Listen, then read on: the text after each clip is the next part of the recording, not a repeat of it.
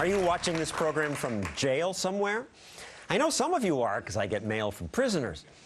More than 2 million Americans are in jail now, and a disproportionate number of you prisoners are black. Blacks make up just 13% of the population, but 38% of prisoners. Is that because the state is biased against blacks? That its rules encourage police officers to target blacks? Yes, says this former cop, Neil Franklin. No, says Heather McDonald of the Manhattan Institute. She says black prison rates are high simply because disproportionate numbers of blacks commit crimes. So, Heather? The rate of homicide among black males ages 16 to 24 is 10 times higher than that of whites and Hispanics combined. The police are driven to certain neighborhoods not by race, but by crime data. Policing today is overwhelmingly data-driven, and it is victims' reports of crime that sends police to certain neighborhoods. The black crime rate is what it is. In New York City, to give you one example, the per capita shooting rate is 81 times higher in Ocean Hill, Brownsville, Brooklyn, which is predominantly black, than in Bay Ridge, Brooklyn, which is white and Asian. Cops are going to be in Brownsville at much higher numbers because that's where people need police protection. Neil, makes sense to me. That's where the crime is. Well, a lot of that crime is on the foundation of our illegal drug trade. And that's where we get to the topic of the show, the state against blacks. You say if we got rid of the drug war, this would change. Absolutely. If you legalize drugs, put it in a regulated and controlled market, you take the profit out of it, then you take the violence out of it. And Heather, what about that? Legalized drugs, all this racial disparity would diminish.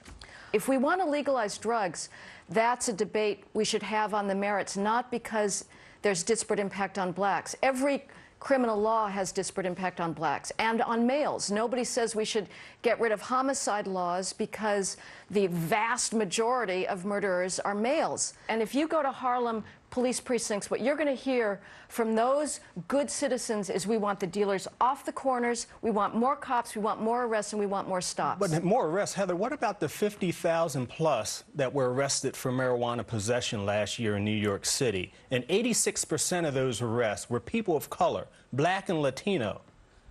Explain that. It's because... And these aren't violent people. These were for marijuana possession. Simple possession, personal use. Yeah, but they're not going to prison for that. They were arrested. Do you know what an arrest does? To your record, to your record? It doesn't go away. Okay, again, there's a question of free will. Nobody is forcing anybody to smoke or carry marijuana. But again, let's have that debate on the merits, not because of a disparate impact. All right, well, you talk about the impact that is not the same with whites and blacks. Take the crack laws, which crack has traditionally been more used by blacks. 100-to-1 ratio in sentencing. 1 gram of crack is treated the same way as 100 grams of powder cocaine, mostly used by whites. I mean, that seems like the state against blacks, a racist law. Is the state against white Appalachians? Because the meth penalty is exactly the same, and the percentage of black meth dealers is very low. The crack laws were driven by the sense of utter nightmare hell that was happening in inner cities. Charles Rangel, Major Owen of Brooklyn were leading the charge to try and increase the penalties against crack. This was not a racist conspiracy. If the Congress had not responded to the calls from the inner city to try and get a handle on this scourge, they would have been accused of racism. The bidding went out of control. There's no question. The 100-to-1, and we've changed that, was beyond what it needed to be. But it's not race. Again, the meth penalties are exactly the same, and that is predominantly a white and a Hispanic trade. Our drug laws have been racist from the beginning, going back 40 years when Nixon implemented our so-called war on drugs, which was really a war on people. A war on black and brown people is what it was. Drugs are bad. I don't disagree with that.